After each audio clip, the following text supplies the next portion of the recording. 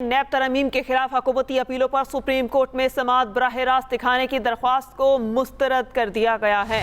اہم خبر جس سے آپ کو اپڈیٹ کر رہے ہیں، سماعت براہ راست دکھانے کی درخواست کو مسترد کر دیا گیا ہے۔ نیب ترامیم کے خلاف حکومتی اپیلوں پر سپریم کورٹ میں جو درخواست دائر کی گئی تھی براہ راست سماعت کی، اسے مسترد کر دیا گیا ہے۔ نیب ترامیم کے خلاف حکومتی اپیلوں پر سپریم کورٹ میں سماعت براہ راست دکھانے کی درخواست کو مسترد کر دیا گیا۔ کچھ دیر قبل سماعت ہو رہی تھی اور پھر ججز نے وقفہ لیا تھا۔ وقفے کے بعد یہ فیصلہ کیا گیا ہے کہ نیب ترامیم کے خلاف حکومتی اپیلوں پر سپریم کورٹ میں سماعت براہ راست دکھانے کی درخواست کو مسترد کر دیا گیا ہے۔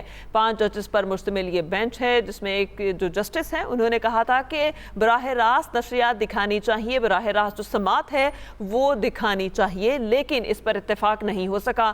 براہ راست نشریات دکھانے پر تمام ججز کا مشترکہ اتفاق نہیں ہو سکا، اس لیے درخواست کو مسترد کر دیا گیا ہے۔ سماعت کو کچھ دیر کے لیے ملتوی کیا گیا تھا اور اب یہ فیصلہ سنا دیا گیا کہ براہ راست دکھانے کی درخواست کو مسترد کر دیا گیا ہے۔ جسٹس اطہر من اللہ نے اختلاف کیا تھا کہ براہ راست سماعت دکھائی جائے۔ نیب ترامیم کے خلاف حکومتی اپیلوں پر سپریم کورٹ میں سماعت براہ راست دکھانے کی درخواست کو مسترد کر دیا گیا ہے۔ براہ راست نشریات دکھانے کی درخواست جو ہے اسے مسترد کر دیا گیا۔ جسٹس اطہر من اللہ نے اس پر جو ہے اختلاف کیا تھا۔ انہوں نے کہا کہ اگر باقی سماعتیں براہ راست دکھائی جا سکتی ہیں تو آج کی سماعت بھی براہ راست دکھائی جانی چاہیے، اور جسٹس اطہر من اللہ نے اکثریتی رائے سے ابھی بھی اختلاف ہی کیا ہے۔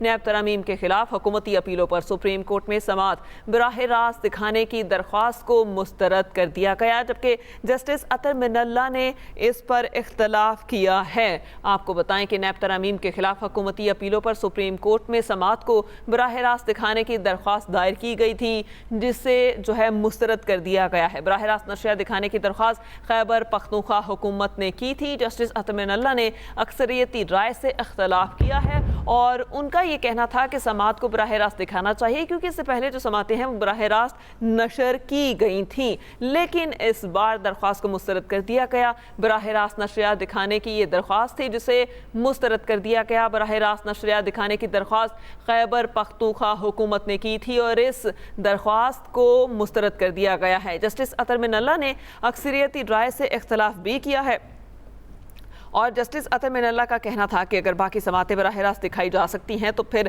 اس سماعت کو بھی براہ راست دکھایا جانا چاہیے۔